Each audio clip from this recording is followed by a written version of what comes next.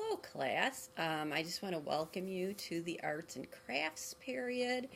And this period extends to about a 40-year block of time. So I'm going to take some time today to introduce you to what's happening in the world, what's happening in the United States at this time. Sorry, my glasses turned blue in this videotaping process. I can't quite figure out how to not have that glare. But anyways, it's good to see you all, and this is our first week in class. The backdrop to the arts and crafts period, which, like I said, went from 1880 to 1920, was the Victorian period. And so I'm not quite sure how familiar you are with the Victorian period and interior design, but the Victorian period, as you may or may not know, was a period of excess, really. It was a period during the Industrial Revolution when kind of the common average families in the United States and around the world were able to obtain furniture and accessories and textiles and that the average person didn't have access to before the Industrial Revolution. So before the Industrial Revolution, really the people that had wealth and the rulers and leaders of a country would have furniture and accessories and interior accessories and that, but the common people really didn't have much. And so with the Industrial Revolution, we went from a very rural kind of type of living to a more urbanized style of living. The average person collected a lot more things. The Victorian era was known for just collecting basically accessories and that from all different design periods and not having a cohesive style.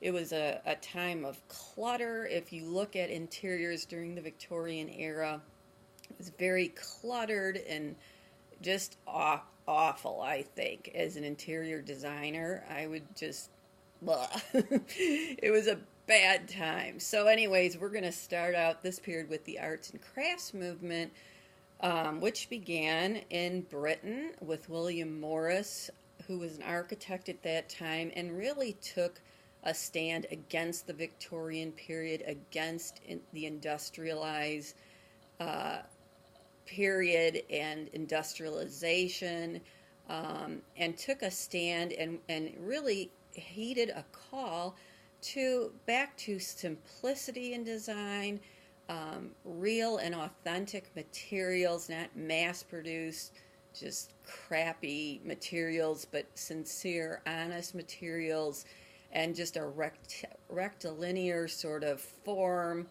And so he, along with John Ruskin, who was more of a philosopher slash writer, kind of heeded this call to going back to the craftsman, the original job and skill of craftsmen who designed furniture and accessories for interiors.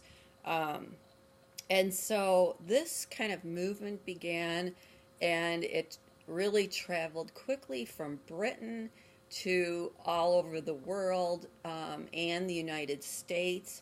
You may be familiar with the shaker style, which you'll learn about, and that is just a very simplistic style of interiors.